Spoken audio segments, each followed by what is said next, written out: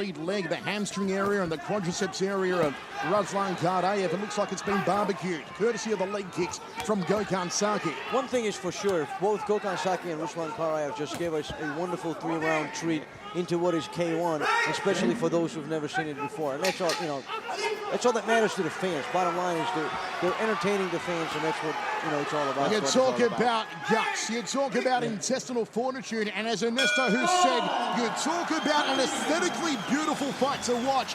That's what the last 3 rounds were, Ernesto. Well, I think up till now, the whole tournament is what K1 is about and what people want to see about K1. I mean, if you see look at this fight, there's so many techniques. I mean, spinning kicks, spinning back fist, high kicks, low kicks, good punches.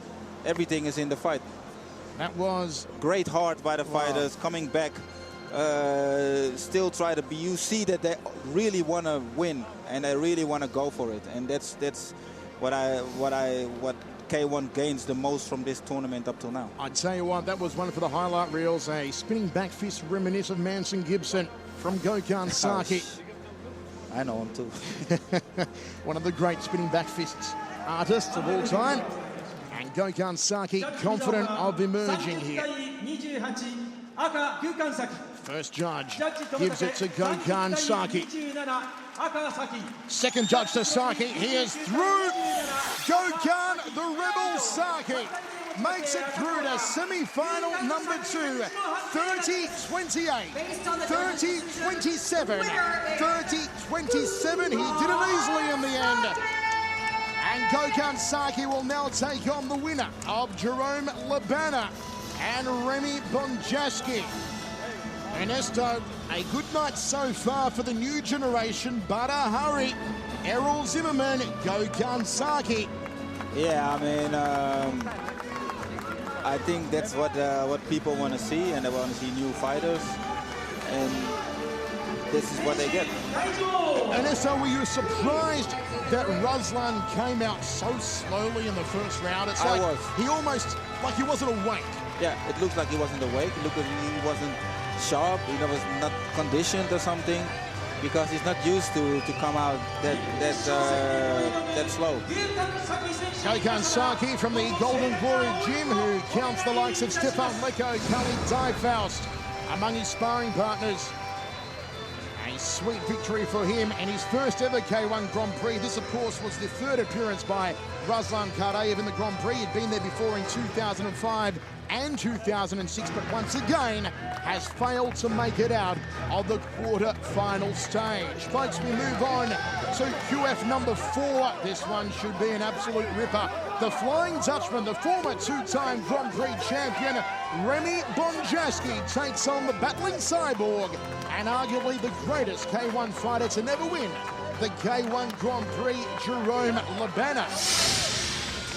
Ernesto, 2 men you are vastly familiar with here, Jerome Labana and Remy. I know you're going to go backstage in just a moment to warm up Paul Slawinski. Before you go, just want to get your quick thoughts on the next matchup. Well, I think it can go both ways. If Remy is fighting like he fought with Paul, then I think he's going to have a very tough time, because Jerome looks very sharp, looks very composed. Yeah, you never know with Remy, and he's a tournament fighter, so he might give us something real. Okay, we're going to say thanks, Ernesto. We'll join you later on as Ernesto goes backstage to warm up Paul Slawinski, who will be fighting Melvin Manhoff in his second reserve match later on. Mike Hogan, Remy versus Jerome. In Remy Bonjaski, you're talking about a guy who almost never loses in K1. He's lost something like only 3 or 4 fights over the last 4 or 5 years, has Remy Bonjaski. The man's got a virgin's defense. Nothing penetrates it. Can Jerome, with his thunderous fist, possibly find a way through? Well, you know what? If anybody can, it's Jerome. As we've seen in Jerome's last fight with Salayashiki, while he might have lacked the KO power that he needed to put that fight away, but he was relentless in his pursuit with his hands. You know, he was punching him left and right, and that's what you need against Remy Borzinski. Because if you let Remy settle and start using his high kicks and his flying knees, it's going to be a long night for any opponent. Well, we talk about the legendary hand power of Jerome Lebana, but let's not forget it's been a long time between drinks since Lebana last knocked out an opponent. Can he do it against Borzinski here tonight? We'll see in just a few moments' time. It is quarterfinal number 4. The winner will take on the Rebel, Gokhan Saki, a former champion, versus the greatest fighter to never win it, Remy Borzinski. Jerome Lebana is coming up now.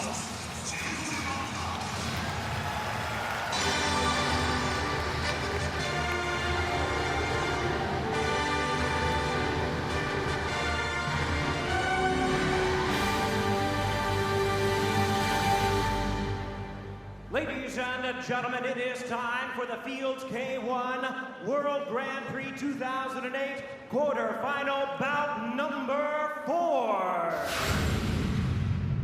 Introducing from the blue stage, from France, Jerome Lebana.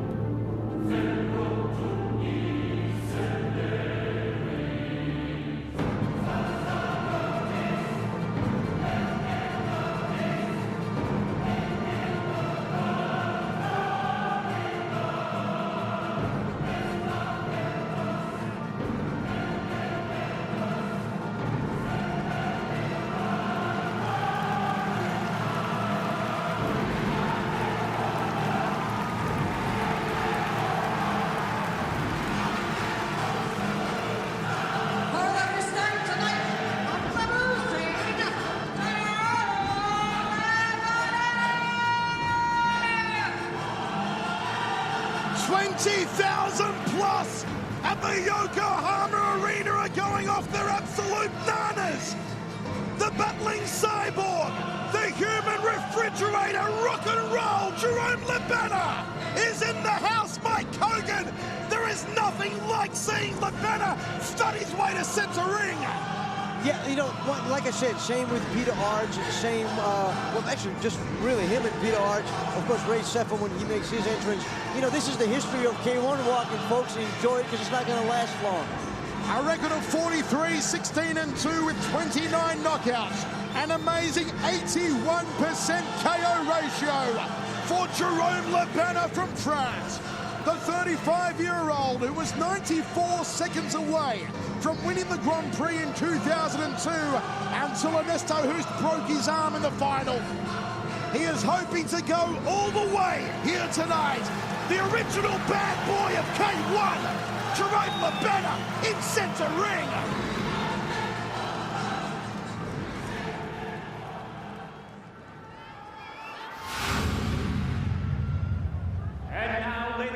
Gentlemen, from the red stage, from Holland, Remy Borzinski.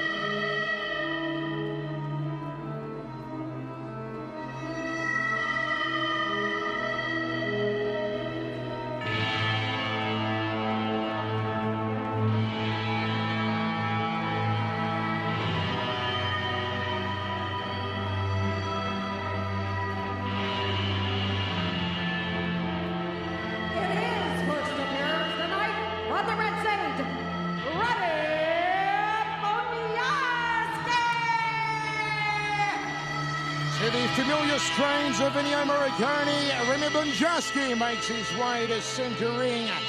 The 32-year-old with a record of 33-8 with 15 knockouts, a 48% KO ratio.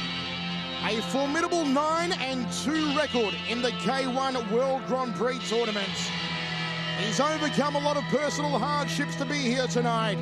His painful divorce, his mother passing away, splitting from Maijiro Gym to now be training with the great Ivan Hippolyte. A lot of people tend to underestimate Bonjasky, but this guy knows how to win and how not to lose. He's only been stopped twice in his K1 career, and that was by Semi Schultz in 2005 and Mirko Krokop back in 2002. In 41 K1 fights, he's had 32 wins for one of the highest win-loss ratios of any K1 veteran. A two-time Grand Prix champion back-to-back in 03 and 04. Last time he fought Labana in Amsterdam in 06, Bonjasky won a controversial decision, which FEG later overturned after Jerome appealed the decision. There is bad blood between Bonjasky and Labana, and you feel it will spill over, it will boil over here in center ring. Bonjasky, who began training in Muay Thai at the age of 18 after a career as a banker and a catwalk model, made his fight debut against Valentin Overeem at 19 and scored a win. Made his K1 debut in 2001. 2 years later, he was the K1 champion of the world. Bonjasky, a very zen-like approach here as he steps onto the apron. Goes through the ropes. And the former two-time K1 Grand Prix champion, Remy Bonjasky, is finally in center ring. Let's go to Jimmy Lennon Jr. Quarter-final action scheduled 3 3-minute rounds. Introducing to you first on my right, fighting out of the blue corner, wearing white trunks, standing 190 centimeters. He weighed in at 119.6 kilograms. Here is the K1 World Grand Prix 2001 in Osaka champion and the renowned two-time World Grand Prix Finals runner-up from France, introducing Jerome Labana. Grip-stripped and striated Jerome Labana, more muscles than a seafood platter, as always on the Frenchman. And his opponent across the ring on my left, fighting out of the red corner, wearing black trunks with gold trim, standing at 192 centimeters and weighing in at 109.7 kilograms.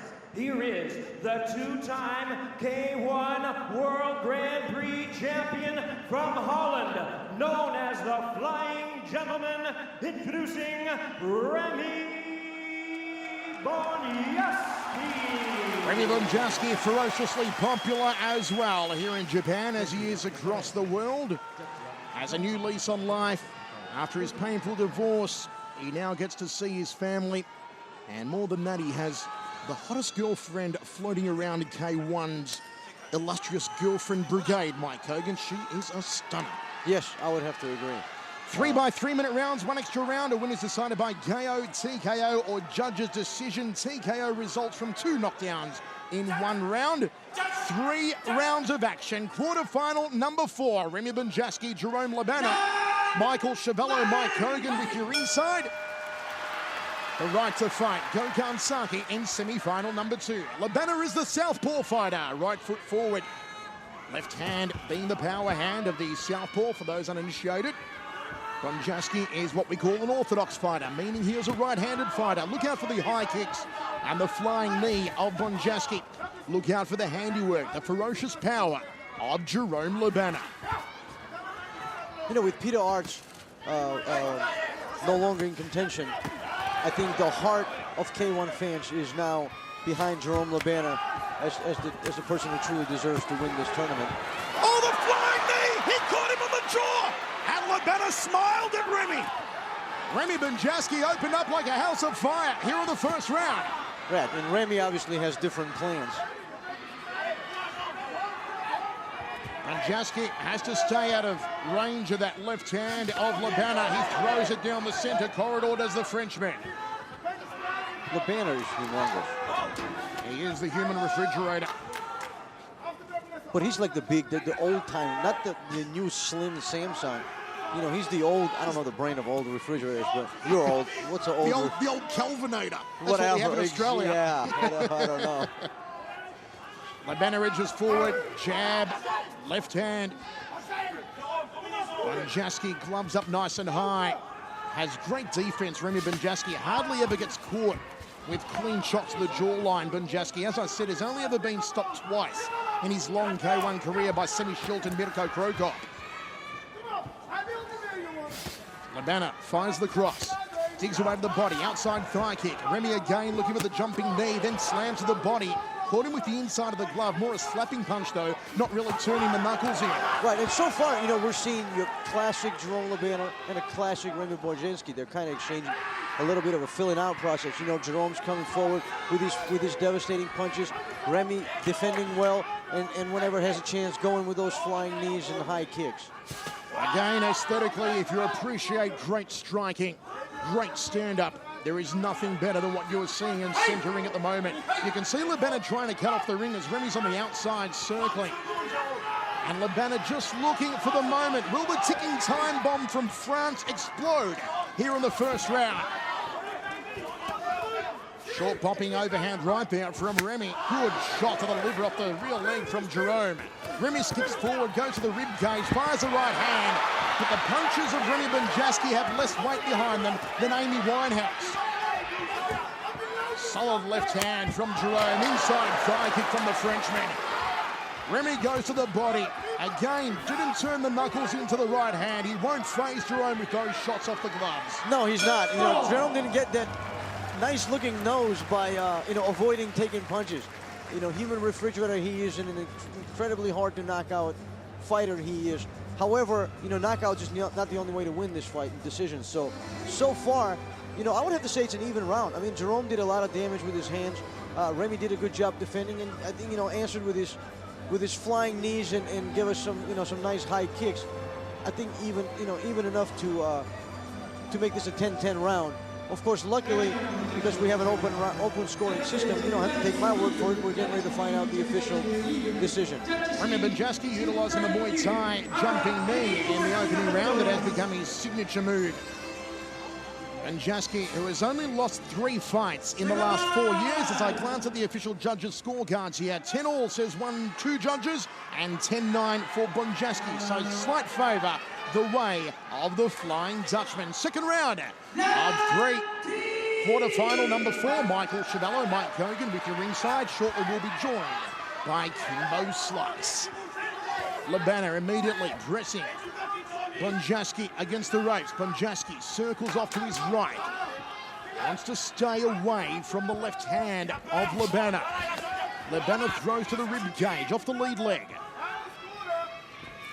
Switch up round kick from Bonjasky. Nice 1-2 from Lebana, not getting through the double forearms though. You know, watch out, Lebana is flat-footed, so everything he's throwing is with mean intentions. However, his ribcage is starting to show the mean intentions of Remy Bonjasky's kicks. Beautiful outside thigh kick from Remy, actually looping around to the hamstring area on that lead thigh of Jerome, and does it again. Jerome forces him back with the left hand. Belly button through the back there from Lebana, and Remy brings it to center ring. He gets such great elevation and such good trajectory off the round kicks as Remy Bonjasky. But you know Step up knee, Muay Thai style, Mike Kogan. Lebana's starting to mix it up. He's going head, body, head, body.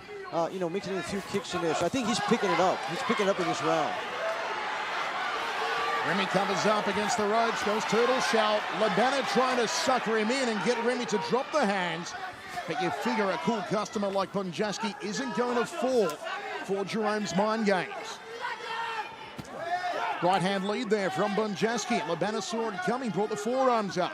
1.5 minutes remaining here in the second round of 3.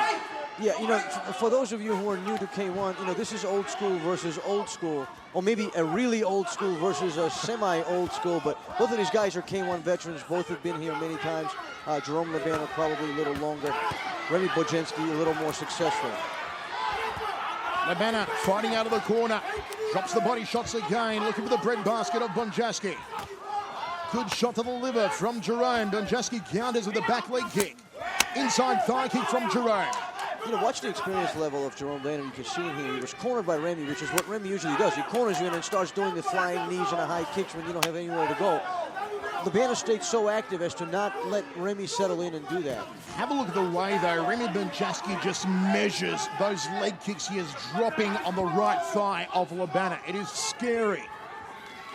Lebana comes forward again. Nice shot to the body. Ripping hook to the head. Back to the rib cage again. Takes a big breath, does the Frenchman.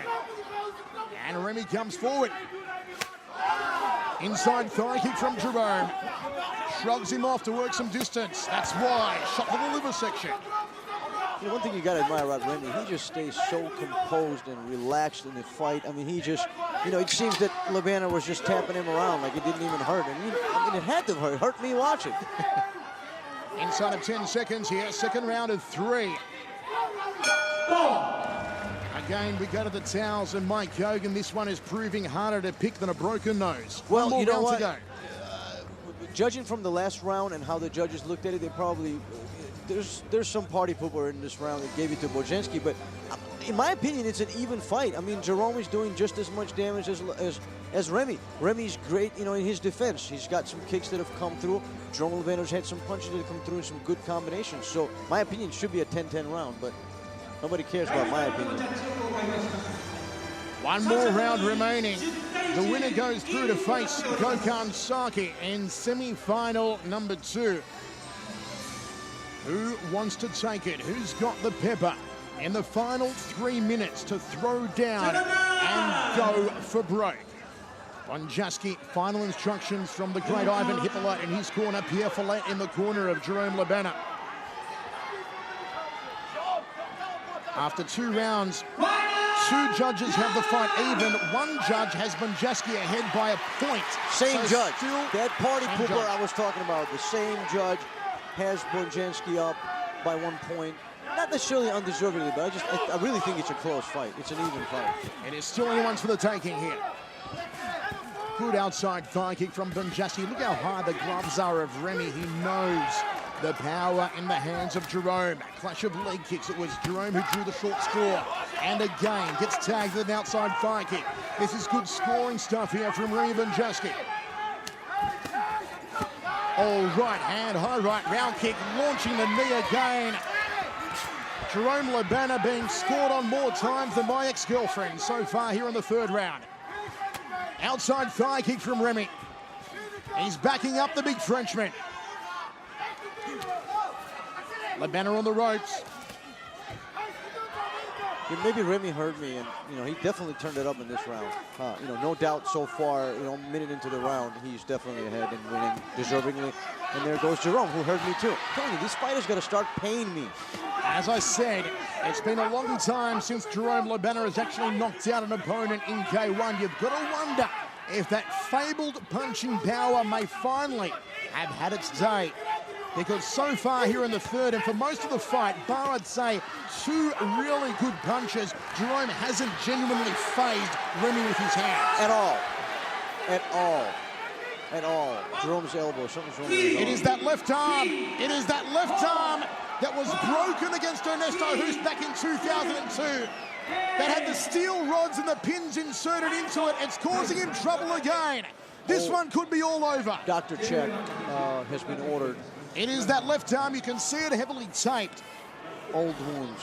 Old wounds from Ernesto Hoost in 2002. I was just going to say, I mean, we're talking about an injury from 6 years ago that's coming back to haunt him here. And that's how long Jerome Lebana has been inside the K-1 ring. Ringside position. Jerome trying to afford a smile. It's looking like this fight's going to be shaking his stopped. head. Yeah, this fight's going to be stopped. It'll be Remy by TKO, I feel. It's over. Nobuaki Kakuta just confirming with the ringside position.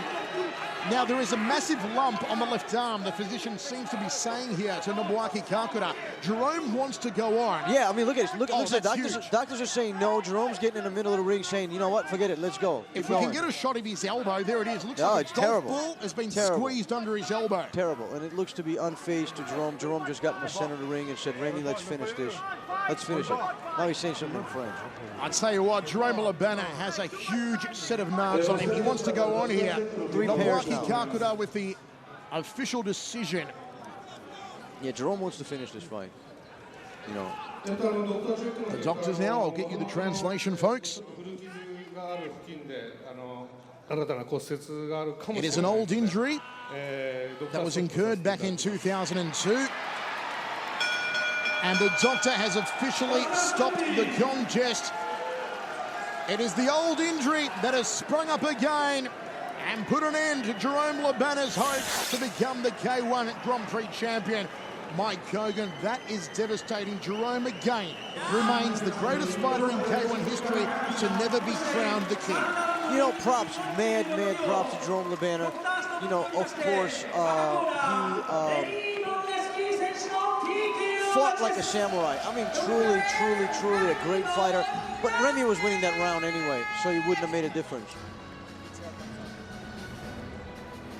And folks, as we take a look at the replays of Remy Benjaski just cracking away to that left forearm of Jerome Labana, opening up the injury. The steel rod and the pins were inserted after that terrible break incurred in the K-1 Grand Prix final in 2002 against Ernesto Hoost, at which stage Labana was only 94 seconds away, I remember, from defeating Hoost to win the crown before the arm broke.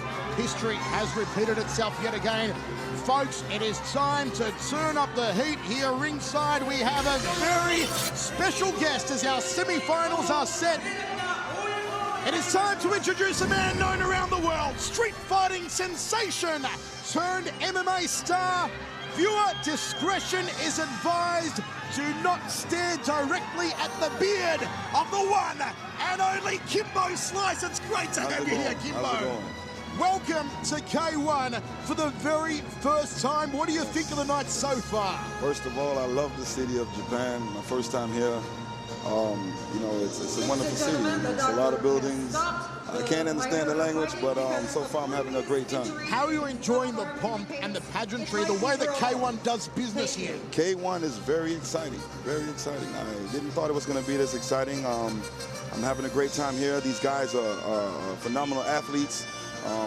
I've never thought it would be this way, you know. Kimbo, is there a guy so far here tonight who has caught your eye particularly? You like the guy's style? You could say, well, that's my favorite K1 fighter so far I've seen live? Well, so far, you know, I've always been a big fan of Bojanski. I love Ray. You know, there's a few guys on the scorecard that I'm really looking forward to see go at it. And so far, the guys that I thought that were going to win, they have won. And of course, folks, coming up next, we do have our two reserve fights. It is Kimbo Slice, our special guest, his first time ever in Japan, his first time ever ringside for the K1 Grand Prix. Kimbo, I know you've met Ray Sefo, you've seen Ray Sefo's fights before, but tonight he takes on a giant in Hong Man Choi. It is going to be super hard for Brother Ray to defeat the Korean giant. We're going to have to throw a ladder in there for Ray, because that guy is a real giant. He is a giant. Now, you said you saw Hong Man Choi at breakfast yesterday in the hotel. Yes. You stood next to him for the first time. Yes. He is that huge, isn't he? It's hard to relate to the fans at home just how big Choi is. Hong, he's a really big guy. He's really tall. He would be, fighting him would be a real challenge to any fighter. It would be a real challenge. And by Kogan, Ray Sefo, Hong Man Choi. Ray Sefo only stands just on the 6-foot mark. Hong Man Choi at 7'2". Ray has never fought an opponent the size of Hong Man Choi. It doesn't mean that Ray doesn't have the capabilities, though, to knock Choi out. Oh, my God. Let's not forget, Ray Sefo was the only man in K1 history to knock down Semi Schilt, and Semi Schilt is 6'11". Absolutely. I mean, Ray has a winner's. Ray can win this fight. He can knock him out if you reach. You know, he can reach his face, but he can also go to the body, as Balahari showed in Korea. Hong Man Choi's body is questionable. Ray is unquestionably the veteran in this fight and the experience. If he lets his heart go to the right place and follow his mind, he will win this fight. I agree. Of course, Ray Sefo has also been sparring Jan the Giant Norte. Jan Norte at 6'11". You'll see him come out to centering with Sefo in a moment. You'll see a cut over Jan's eye from where Ray Sefo got the hook up and cut the Giant open in sparring. Sefo versus Choi coming up now.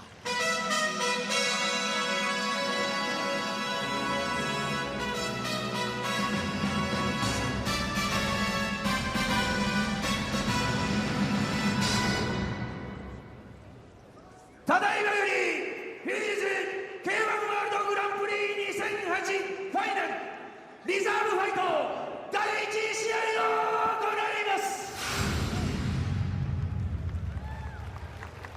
K の聖地でブーメランフックが復活。ブルーステージよりレイ・セフォ選手が入場です。 The man who is going to need a giant box of throat lozenges, Bomber Mario! Ring announcer as we await the emergence of the big bad booty daddy of K-1, Ray Sefo.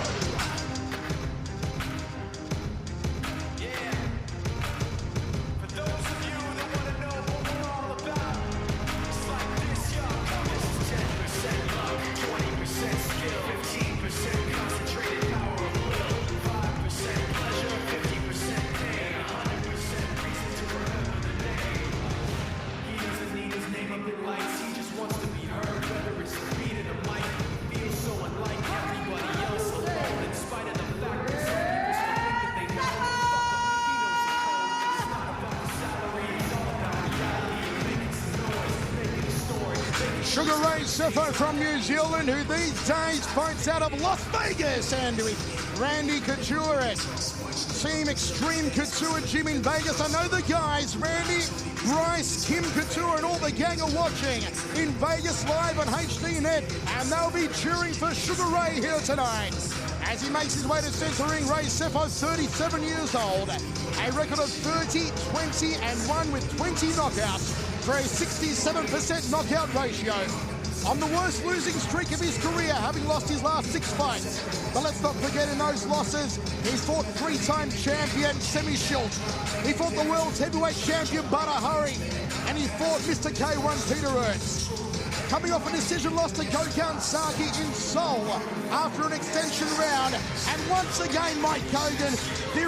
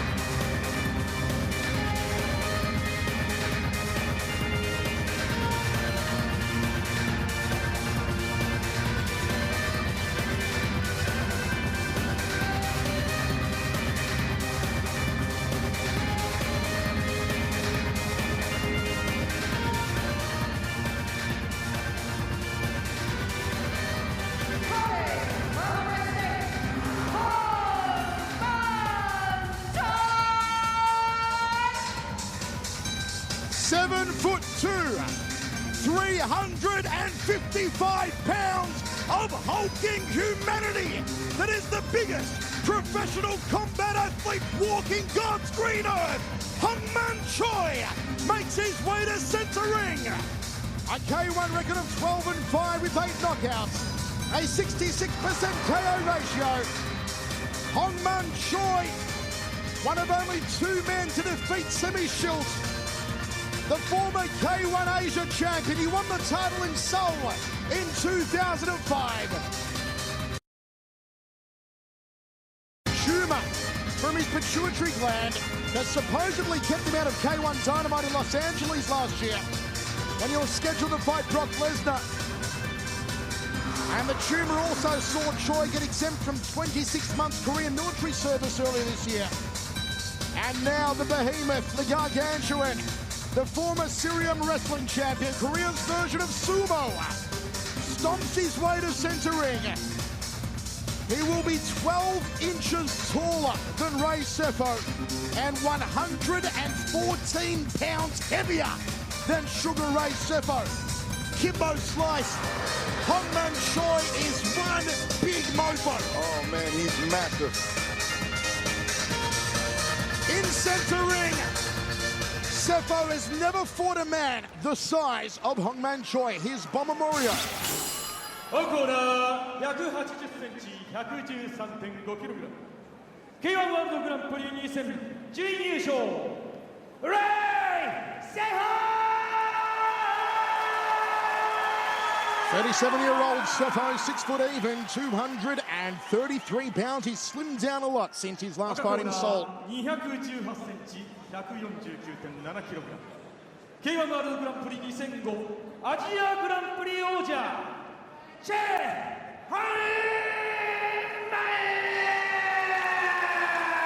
Hongman Choi, 28 years old, 7'2", 355 pounds.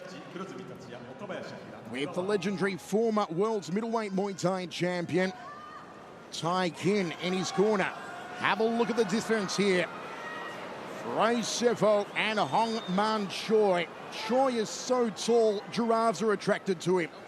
3 rounds of action. Reserve fight number 1 for the right to get a place in the tournament should one of our semi-finalists drop out. The winner of this one will take their place. 3 by 3 minute rounds, 1 extra round in case of a draw, KO, TKO or judge's decision to decide the winner.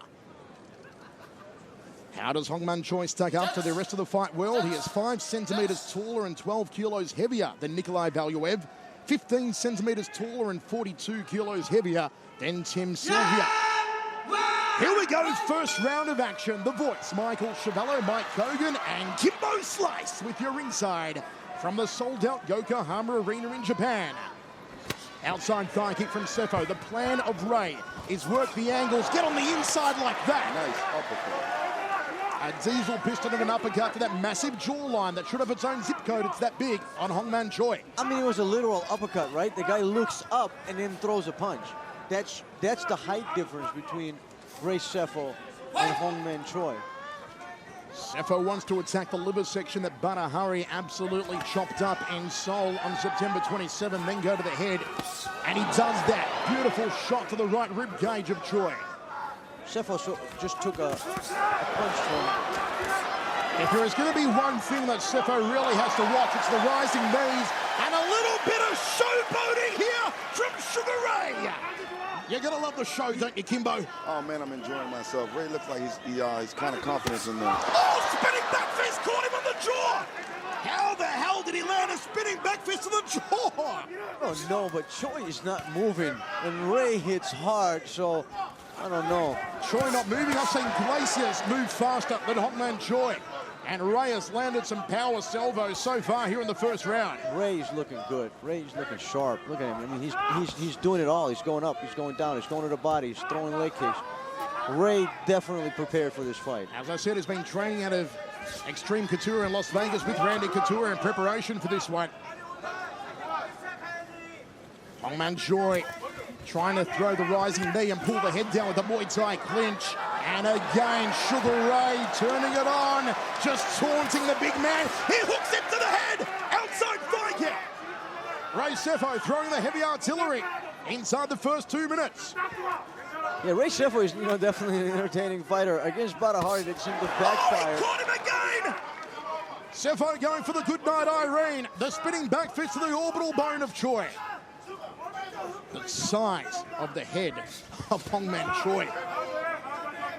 Easter Island just called Mike. The statues want their head back.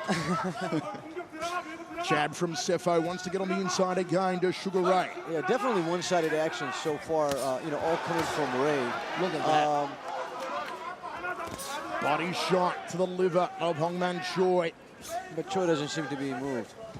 I'm looking at Choi. He's actually in great shape. Oh, he's phenomenal. For his size, this guy has, almost a six-pack. He's got like a 3.5-pack.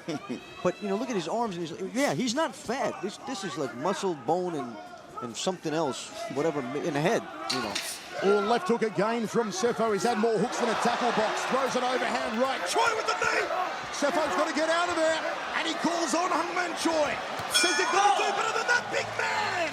End of the first round. What a cracker from Sugar Ray. I mean, it was all, it's all Ray Sefo the first round, but at the end, Choi kind of hit back. The thing about Choi that's kind of funny is, he looks like a big child, like a big kid that really shouldn't be there, but, he can punch. He's a mean puncher, Kimbo. I would not want to get hit by him. I don't want to get hit by anybody in this ring, but, definitely not by him. Kimbo, the way you see it, Ray Sefo doing everything right at the moment. Ray is very confident. He has a game plan, and he looks like he came in here with a game plan, and he's executing the game plan. You can see the game plan of Sefo. It is to work the angles, avoid the knees, get on the inside, bang the ribs, let Choi drop his hand, and then hook him to the jaw. 10-9, all three judges after one round in favor of Sugar Ray Sefo. Which is a lot, because these judges are tough. These are some tough judges.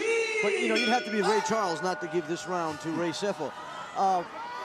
Kimbo, first time in Japan for you, first time at a K-1 event.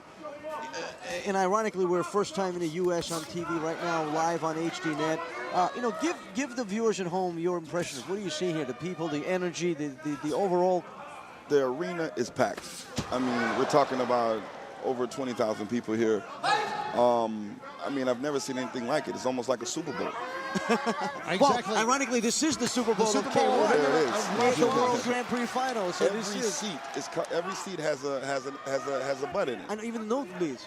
Look, the nosebleeds are full. Yeah, that's amazing. And at the moment, Ray Sefo is owning Hongman Choi. Sefo edges forward, looking for the chance to once again get on the inside. Throws the high left round kick. Don't forget, folks, when he started his career as a light heavyweight and a cruiserweight, he was known as Sugarfoot Ray Sefo because he didn't knock people out with his hands back then. He was knocking them all out with his head kicks. Choi jabs. Enormous size, Choi, but we often don't give him credit for being a very good counter fighter, as he's showing here against Sefo. I think Sefo's, he's doing good, but he needs to stop letting him hit him. I mean, this guy has some power behind his punches and his kicks. Well, if Choi tags Ray with one of those right hands, Ray will starve to death rolling. At the moment, though, Sefo doing a good game of keeping just out of range. No, but to Ray's credit, he did tag him, and Ray's taking him well. But, do you really want to give the guy a target? I mean, it's... Muay Thai clinch again by Choi. Ray jukes it out, overhand right. 1 minute 14 left here in the second round of 3. Reserve fight number 1, Sugar Ray ahead unofficially on the judges' scorecards. Or officially, I should say, unofficially on our scorecards. So in the Sugar Ray shuffle. He's winning this fight, officially, unofficially, whatever way you want. Oh, spinning back fist! What a bold move it is. You're turning blindside, split second to Hongman Choi, and you are landing to the jawline that sits at about 6'11", the jawline. The total height is 7'2" of Choi. Outside thigh kick to the lead leg from Sefo. Just tenderizing that quadricep area. Sefo smiling, as always. Slips on the inside of the jab. Choi jabs again. Sefo bobbing and weaving, just staying out of range. Hooks him outside thigh kick. Good 1-2 combination, scores for Sugar Ray. 15 seconds on the clock here in the second round. Once again, all one-way traffic, and the traffic points to Vegas via New Zealand. Step across outside leg kick from Sefo. Choi trying to barrel him against the rope. Sefo goes to the butt. End of the round. One more round to go. Kimbo sliced. You still have Ray Sefo leading after two. Ray is so confident in there, he's trying these. He did a spinning back fist 3 times and scored all 3 times.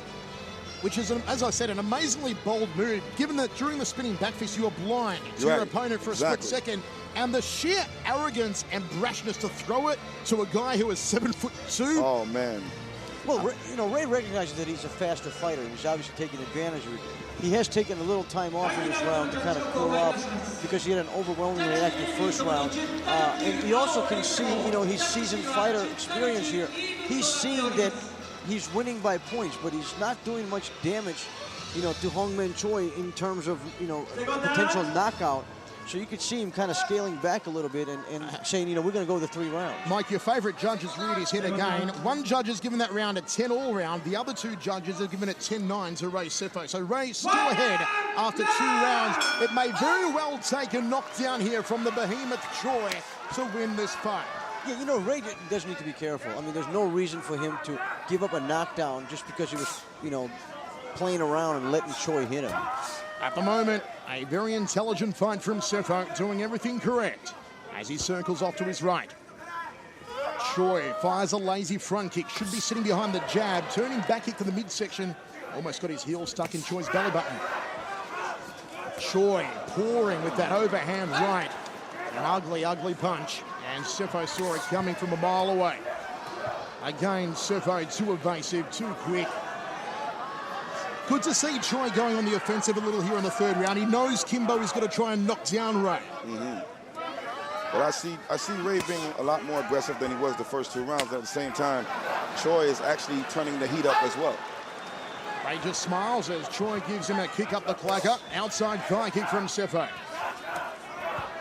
Shot to the back of the head. Referee should have stepped in and warned Hongman Choi on that occasion. Sefo backtracks, looking to line up the leg kicks once more. Goes to the inside. Muay Thai clinch by Choi. Good right hand by Choi. Nice flurry from the Korean. And Ray counters with an overhand right, looking for the orbital bone. Tracks away to the outside lead thigh. Choi's super active in his fight. You know, he took a lot of criticism from K-1 fans during his fight against Badahari because he was just very inactive. And the guy threw like 2 punches in the whole fight. You know, the rest of the time was on the receiving end of Badahari's kicks and punches. But, you know, granted, that was his first fight after the surgery, so, you know, a little ring rust. Here you see Hongman Choi basically back in his, you know, in his rhythm. You know, he coming forward, he tries the knees and the punches. And again, beautiful footwork in the blue corner to get out of dodge from Sefo and bring the fight back to center and tracks away to the lead quadricep area of Hongman Choi. Overhand right from Sefo, looking for the big good night Irene. And the Samoan, under a minute remaining. Sefo again escapes to center ring. Referee just cautioning Sefo. Good outside thigh kick, ducks underneath the left hand. Succulent stuff here from Sefo. I think those leg kicks are really starting to wear on Choi. Oh, they definitely are. Unfortunately, there's only 30 seconds left, so they're not going to wear enough. But yes, for sure, those are devastating, devastating leg kicks coming from Ray Sefo. Jab from Sefo goes to the body of Choi. Under half a minute remains. Choi has to knock down Sefo to try and steal a big overhand right. And again, Sefo turning it on. And Choi comes forward to his credit. I was just getting ready to say, to Choi's credit, I mean, I don't think people realize the power in Ray Sefo's punches. That landed flush on his jaw, and Choi just shook it off and kept moving forward. That's ridiculous. You were talking about a man who, in his 4th K-1 fight, knocked out Jerome Lebena and broke Lebena's jaw in 4 places in Sugar Ray Sefo. End of the 3rd round, and Kimbo sliced. Any way you slice the pie on this one, you've got to figure Ray's got this in the bag. Well, after I slice the pie and I take my cut, I give the rest of the pie to Ray. I like the way you think, brother. I like the way, Mikey, no argument from us. Ray Sefo takes this one. None. Well-deserved victory. Ray Sefo all the way via brutal, whatever he wanted to do. And I know, Mike, that Ray trained like an absolute demon with Randy Couture and all the guys at Couture Extreme in Las Vegas. It showed here tonight. He had a personal trainer, he had a dietitian, he lost the weight, he looked fast, he looked evasive, and again, he was putting together power combinations that we haven't seen from him in a long time. Well, the one thing, you know, Ray Sefo is a 30-27 Ray, 30-28 to Ray. And our favourite judge, the final judge, 30-28 to Ray Sefo. Unanimous decision, Ray Sefo is back in the winner's circle. He is back where he belongs, Mike Hogan. well deservingly. You know, just like I was going to say before they called for the points, is the one thing that was there was a definite transformation in Ray Sefo, and that was his cardio. You know, Ray Sefo was 0-6 in his last 6 fights, and out of those 6 fights, 4 of them he lost because he just ran out of gas. He just got tired. You know, they went to the extra rounds, and Ray just said, "I'm tired, I'm done." You know, and here he went after Hongman Choi in 3 rounds, punching him the whole time, and he didn't run out of gas. And Kimbo, you know, you haven't fought and gone the distance. You know, it takes a lot out of you, you know, to do all this punching. I mean, that's some hard work. It does. And I guess I can't really compare. You can't really compare K-1 to mixed martial arts in the sense that they don't go to the ground. So these guys are standing up, kicking and punching the entire time. The whole time. And so also the attrition you receive on your body and your legs from the K-1 is so much more than in a mixed martial arts fight. You have to stand, continue to move, and exchange at the same time. So it's got to be harder, you know. Certainly a hard night for Hongman Choi. His losing streak continues, and Ray Sefo, as I said, finally is back in the winner's circle. And surprise, surprise, folks, very shortly Ray will also be joining us ringside. Mike, this is the place to be tonight. Here This ringside. is the happening place. Everybody want to come here. Where's the after party? Right here. We can't reveal. We'll tell you later on, Kimbo. I'm here. I know you're looking forward to the next fight as well, because Melvin Manoff is a mixed martial artist who made the transition to K-1, and like yourself in the MMA ring, Kimbo, Melvin goes in there to knock people out hard. Manoff comes in with aggression, a few demons. I mean, he unleashes hell when he fights. Paulus, the Slovinsky, he's a very good fighter as well. Just almost as strong. I like Manoff in this one. Well, Melvin Manoff, Paul Slovinsky, my compatriot from Adelaide, South Australia. You figure, Mike Hogan, the recipe for this one will be Slovinsky has to survive the onslaught from Melvin in the first round. In the first 3 minutes, lead him out to deep water and take him out with leg kicks in the next 2 rounds. Well, yes and no, because Slovinsky has an onslaught of his own. You know, we're not talking about a passive counterpuncher. We're talking about a go-getter, and that's what you see in Paul Slovinsky. Let me tell you, though, I do have the scoop on Paul Slovinsky. I got the information off him this morning, confiding one Aussie to another. He does have very sore left rib cage. He does have a busted middle knuckle on his left hand, and also his left knee is in a very, very bad state. Fighting only 3 weeks ago against Domagoj Ostojic in Poland, he knocked out Ostojic in the first round with a jab, Slovinsky, but not before he incurred some serious punishment. How will he go? Slovinsky, the big stud from South Australia, and Mini Tyson, Melvin Manoff.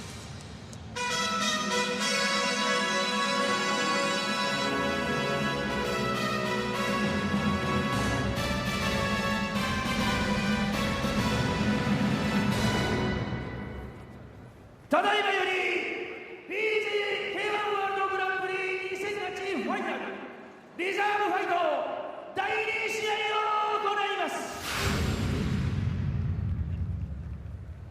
オランダの猛獣が経道リングに解き放たれ、ビリーステージよりメルビン・マネー選手の入場です。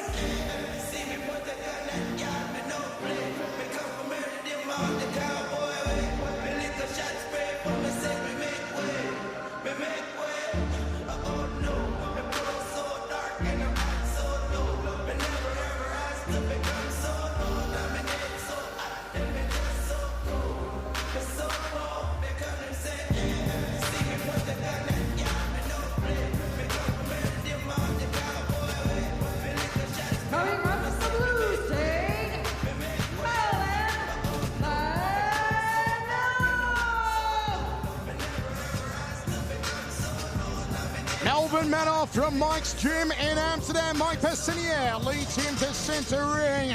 As always, Melvin Manoff is all smiles, the man they call Mini Tyson, the little animal of mixed martial arts in K-1.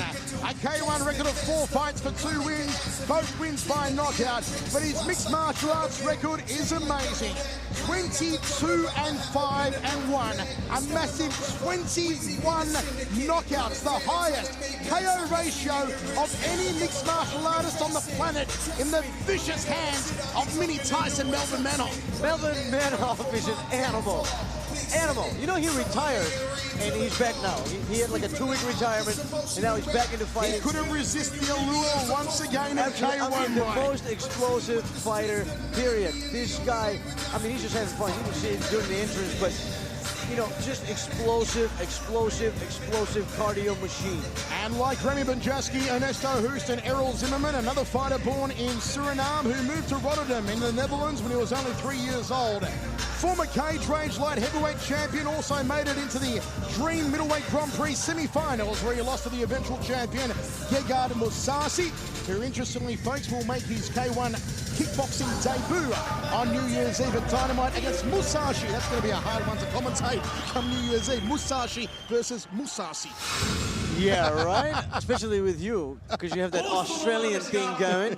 You might not even know who the hell. Well, but you know, we had Kid Yamamoto and another Yamamoto. His fighter was Yamamoto's everywhere, so now we do Musashi. We'll figure it out. But, you know, Melvin Monroe, I mean, just animal. You just gotta love this guy. I mean, he's explosive, and you know, we also need to point out the fact that he's the lightest fighter in K-1 World Grand Prix, the heavyweight division. I mean, he's just too light. Melvin Manoff only 187 pounds or 84 kilos, and only stands 5'10" or 177 centimeters. Melvin had the chain on. They just elected not to use it. Maybe somebody told them we're debuting in U.S. and it might not fly too well. You know, having that skirt thing and the chain thing and...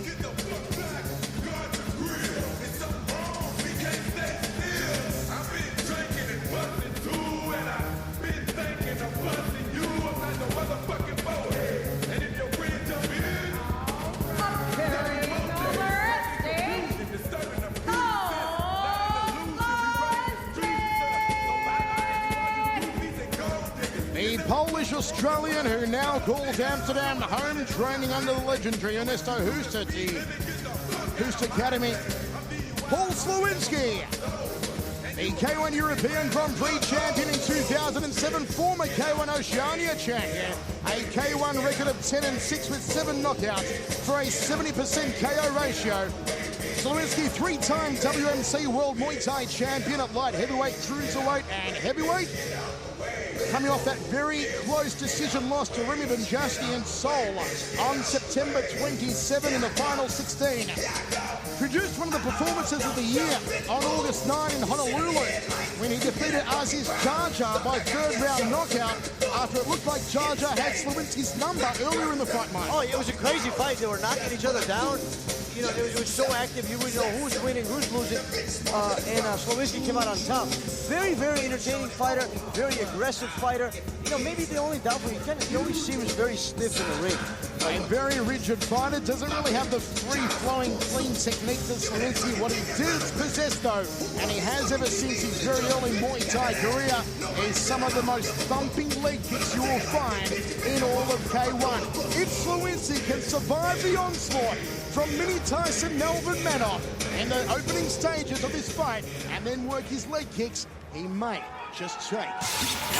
Melvin Manoff, you know, Kimbo, now that I got to know you a little better and we talked a little more and I got to know your personality, Melvin's personality is very similar to yours. Just a really nice guy outside the ring.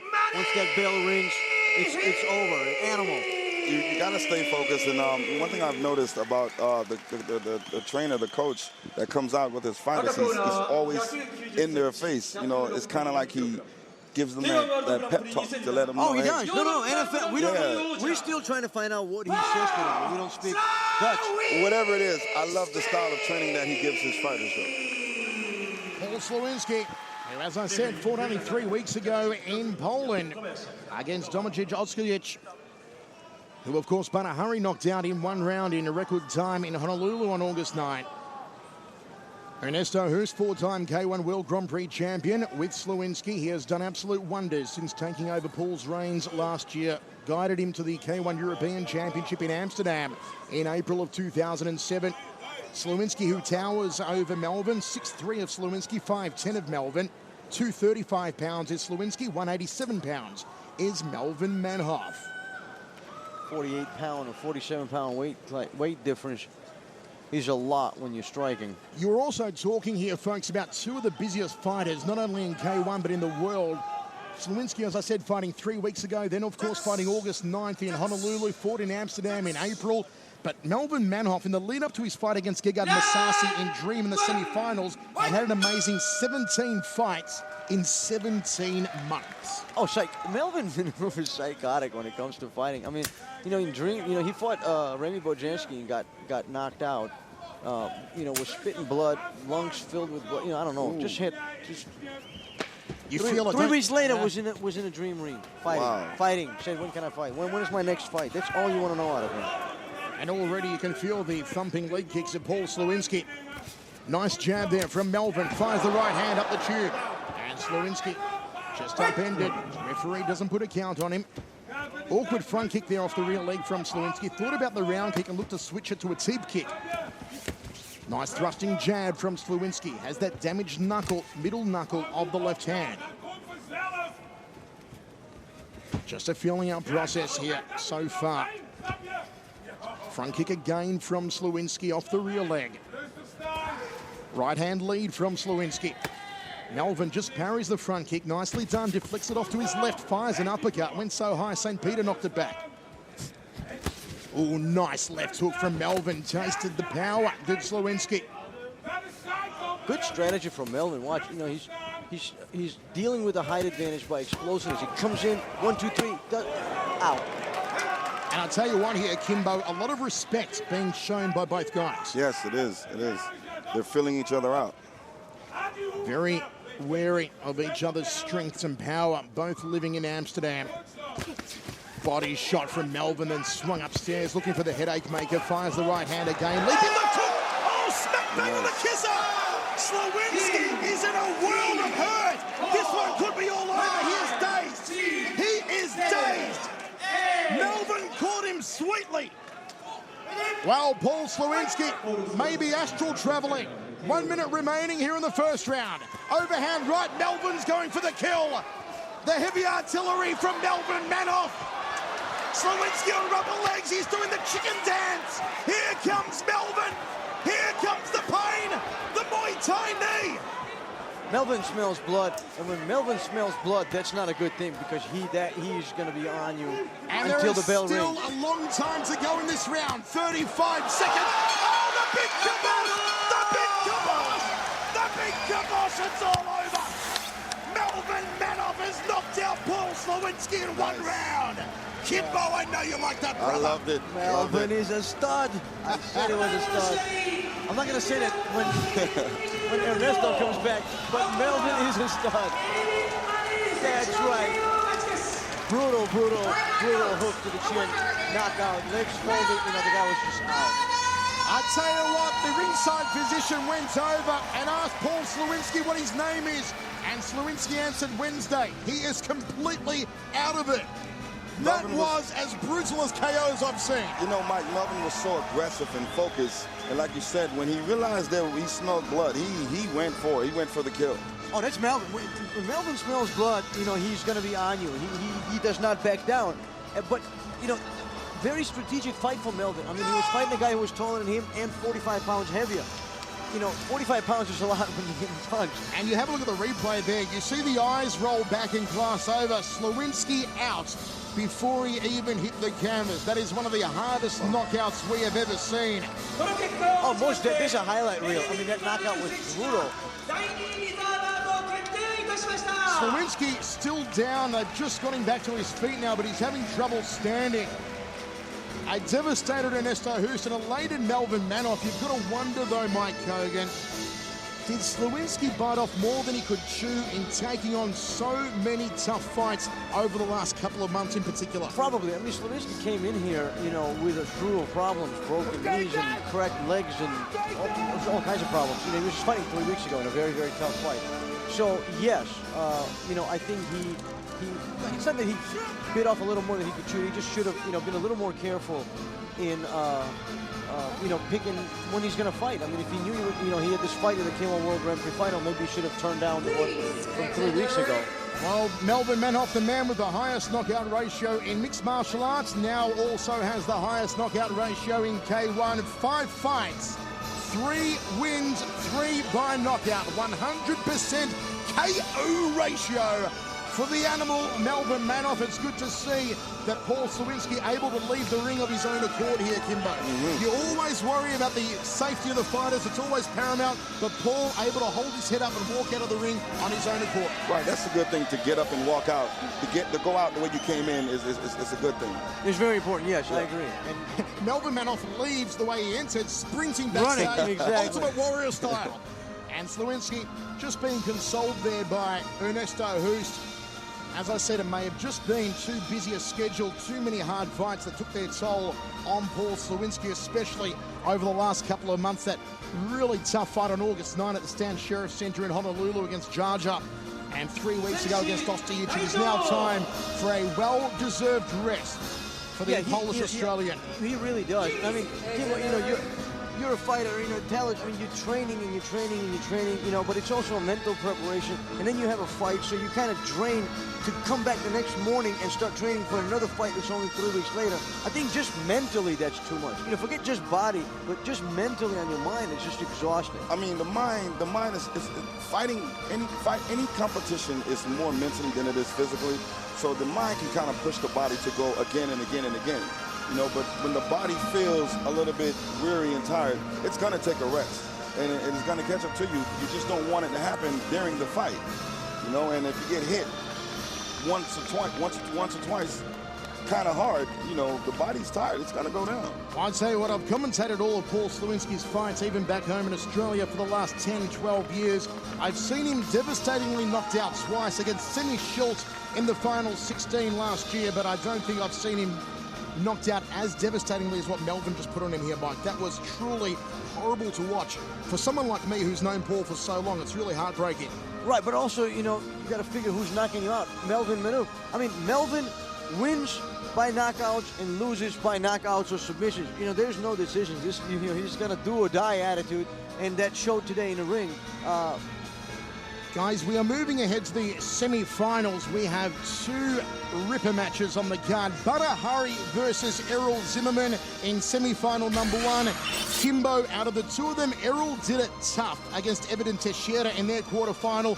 Butter Hari did it a whole lot easier over Peter Ertz. Would you tip, therefore, Butter over Errol in semi-final number 1? I like the way Butter looked. He's coming out of the same camp, so, you know, like, again, whatever the trainer is putting into there, you know, that's going to be great, you know.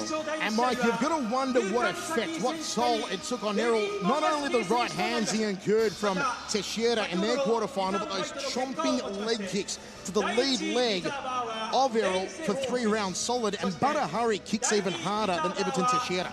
Well, you got to wonder about 2 things. First of all, Errol Zimmerman did sustain a lot more punishment to his body than Butter Hari did. But even that aside, the mental anguish that Errol Zimmerman had to go through. I mean, you know, he was coming in like, I don't know, 100-to-1 favorite against Teixeira. He was just going to walk right through him, outbox him, outkick him, outpunch him. He got outboxed, outkicked. And, I mean, short of that TKO, you know, which I give him credit for, he was losing the fight. I mean, you're talking about 2 guys here who are utter confidence fighters. They ooze confidence to the point of cockiness, to the point of brashness. But do you think perhaps that after going 3 rounds with Teixeira, that confidence has suddenly maybe disappeared from Errol? He's having second thoughts backstage, because also seeing the demolition job that Butter Hari did on the legendary Peter Ertz, it's got to mess with your mind, Kimbo. I was thinking Butter he was probably trying to reserve himself, knowing he had another fight coming up. But Butter, he took a little beating to the legs during the first matchup, and I kind of saw him limping a little bit. So I don't know how it's going to take a toll on him in this fight. You know, it's ironic you bring that up, Kimbo, because it just shows the level of knowledge that a fighter would see. We had Ernesto Hus sitting here, and even though the fight looked awfully one-sided, where Badahari just beat Peter Arch, that's what Ernesto said. He said Badahari took some unnecessary leg kicks that may hurt him down the line. It's just ironic that you would bring that up as a point, given the one-sided beating that Badahari gave to Peter Arch. Incidentally proved the undoing of Bada last year against Remy Benjassi, because at the end of the day, it was the compelling over and over again leg kicks of Bonjaski that injured Badahari and gave the judge a decision to Remy. So Bada's got to be careful in these tournament situations not to take that much punishment to the leg. And we do give a lot of credit to Errol Zimmerman for his big thumping right hand, but he's also a huge leg kicker. Semi-final number 2. This one, guys, is going to be off the hook. Gokhan Saki, Remy Bonjaski, both of them, Mike, highly impressive in their quarterfinal bouts. Super impressive. Both guys very active, and they have a somewhat of a similar style. Maybe Gokhan Saki's not quite as aerial as Remy Bonjaski is, but other than that, you know, heavily rely on leg kicks and knees, and very good defense. I still see Remy coming out as a victorious. You know what, Mike? I'm kind of agreeing with you on that one. I'm liking Bonjaski because he's still a fresh man. Yes, true. Very, very fresh. After all, Bonjaski stopping Jerome Labana by TKO. And, of course, Gokhan Saki being pushed by Ruslan Kardayev in their contest. That is semi-final number 2. So, guys, semi-final number 1, Kimbo, in a word, Hurry or Zimmerman? Oh, man. I'm going to have to wait to see. You know, I can't really, you know, take an opponent right now. Badahari. Kimbo's getting splinters. He's sitting on the fence. Sitting on the fence. Badahari, sure. I don't have any. Badahari all the way. Okay, Badahari says Mike Kogan. Badahari says Michael Chavello. On the fence, says Kimbo Slice. Quickly, Kimbo, Gokhan Saki, Remy Bonjaski. I like both. Remy Bonjaski? Yeah. Mikey? I like Bonjaski. That makes 3 of us. Here we go. Semi-final number 1. Ladies and gentlemen, it's time for the Fields K-1 World Grand Prix 2008 semi-final bout number 1. And now entering from the blue stage, from Suriname, Errol Zimmerman.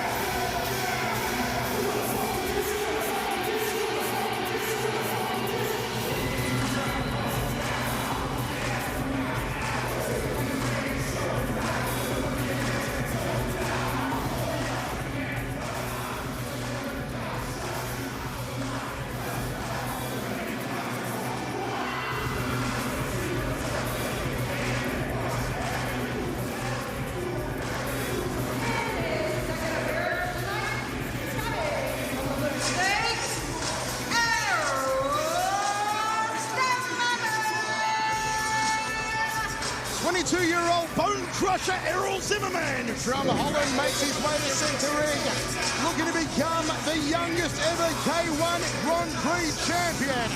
His record now stands at 6-0, with 3 knockouts for a 60% KO ratio on the Bone crusher. He looks psyched, and maybe that confidence is peaking yet again on Zimmerman. As we said, he was done no favours by Everton Teixeira in their quarterfinal earlier on tonight.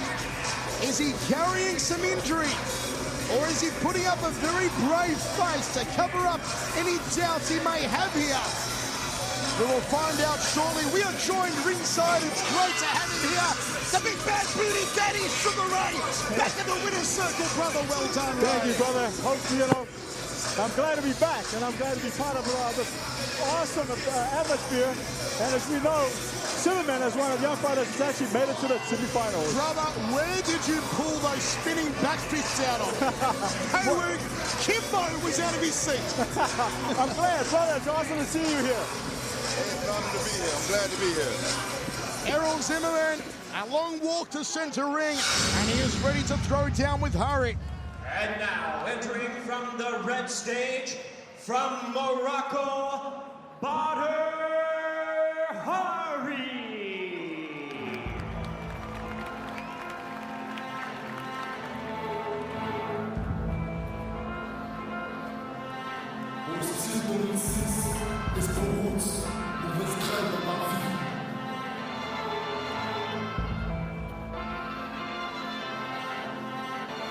Sur la jambe, à la pointe, j'en douceur. Arrêtez de vous muscler comme des chiens fausseurs. Arrêtez de montrer sur vos téléphones des perquisitions avec une mère en pleurs. Sinon, on va toujours les clics, on t'explique, c'est mort. Tu m'identifies vite, tu sais beaucoup là, ça. Tu me caches les lèvres, ça. Lève ton poing, leur corps. First, as a winner, coming from the red stage, Badr Hari!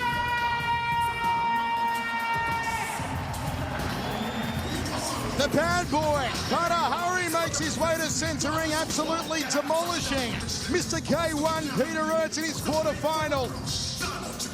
Peter Ertz, who came into tonight's tournament as the outright favourite. Badr Hari, joint second favourite with Remy Benjaski.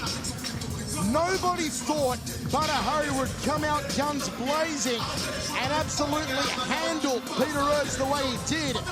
But he's back again. It's a fresh Badr Hari looking to square down now with Zimmerman, Sugar Ray Seppo. This one is going to go bananas. Oh, absolutely. I mean, the freshest out of all the guys and the sharpest out of all the guys in the quarterfinals has been Badr Hari. And as we know, that's the biggest talent out there today. And I mean, the way he won the fight against Peter was amazing. And, he's the one that's looking to be the favorite at the moment. Badr Hari, his K-1 record now stands at 15-3 with 11 knockouts, 69% KO ratio for the 23-year-old. And look at the intensity on the face of Zimmerman. Here's Jimmy Lennon Jr. All right, fans, here we go. Semi-final action scheduled for 3 3-minute rounds. Introducing to you first on my right, fighting out of the blue corner, wearing black trunks with orange trim. He made his way to the semifinals with a third-round majority decision win. Introducing Errol, the Bone Crusher Zimmerman. Zimmerman at 6'3", 227 pounds. And his opponent across the ring on my left, fighting out of the red corner, wearing black trunks with red trim. He made his way to the semifinals by way of a second-round TKO. Introducing the Golden Boy, Badr Hari. Badr Hari, 6'6", 203, A1 World Heavyweight Champion. His first ever semi-final appearance in the K-1 Grand Prix. Last year didn't make it out of the quarter-final stage against the Flying Dutchman, Remy Benjaski. It is an all-Dutch battle. Originally, though, Suriname in the blue corner, Errol Zimmerman. Morocco in the red corner of Badr Hari, and the stare down between K-1's two bad boys, two loudest mouths, two cockiest. What a lineup we've got here. We are pimping ringside. Ray Seppo, Kimbo Slice, Ernesto Hoost, Mike Kogan, and myself, Michael Chiavello. Semi-final number one from the sold-out Yokohama Arena in Japan. The Fields K-1 World Grand Prix, wherever you're watching around the world, especially all of our fans in the US watching live for the first time on HDNet. We hope you're enjoying it just as much as we are. The winner of this one goes through to the final. They trade leg kicks early, and neither man wants to take a backward step. Both men throw with a lot of power, Sugar Ray. This is exactly what Zimmerman needs to do, is actually take the fight to Butter. Because, as you know, if he sits back, Butter's much quicker and a lot technical when he's laying those leg kicks. It's easier said than done. Right, that's right. Jab outside thigh kick from Butter Hurry is the bread and butter combination of the Moroccan. Gloves up nice and high on both men. Jab two from Zimmerman at full extension, leaves the lead leg out there. And Butter pays.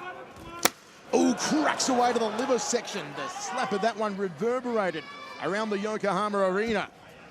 If this one goes through to the latter rounds, into the third, it'll be interesting to see if Zimmerman lasts, given the punishment he took from Teixeira in their quarterfinal. As we said earlier, Butter Hurry, the fresher of the two. But still, I think that Butter doesn't look as focused as he was with Peter. And with Peter, he started smoking, and now he's much more relaxed. As opposed to Zimmerman, who's actually looking much better than he did against Teixeira. That's absolutely right. Butter Hurry. Zimmerman definitely looks a lot sharper in this fight than he did in his first fight. So I guess it just needed to have that first fight out of the way to warm up.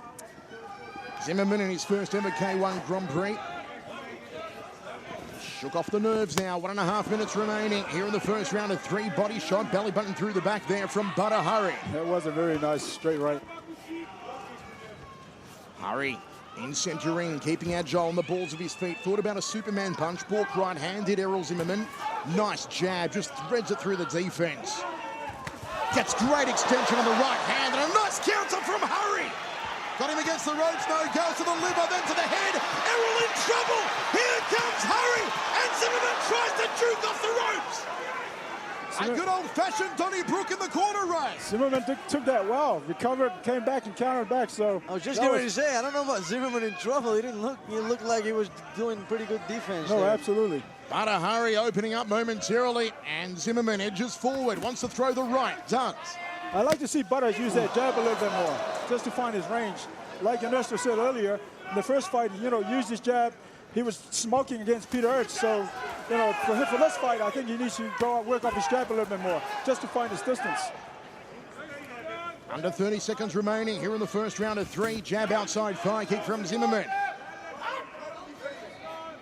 Hard one for the judges to call. Right hand there from Zimmerman as Butter goes to the body. 10 seconds remaining. Butter chopping the lead leg again. Thumps to the midsection. Errol shakes his head and says, you've got to do better than that, Butter. Right hand lead from Butter, then the jab over the top.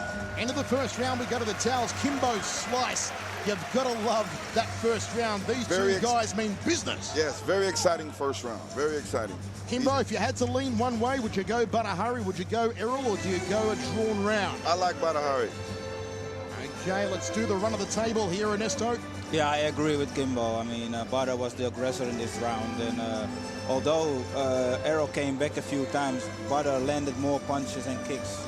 Sugar Ray. Absolutely. Butter worked well to the body. And like I said earlier, I like to see him use his jab a little bit more, but definitely Butter. And Mike Hogan, we're going to make it unanimous to Butter in the first round. I would have to give it to Butter Hurry, but only because of activity. I don't think he did any substantial damage to Errol Zimmerman. I think Zimmerman just kind of slowed down towards the end of the fight. The judges do agree, all three judges giving it 10-9 to Butter Hurry after one. We are ready to rock and roll. Second round of action, semi-final number one. The winner to take on either Gokhan Saki or Remy Bonjaski.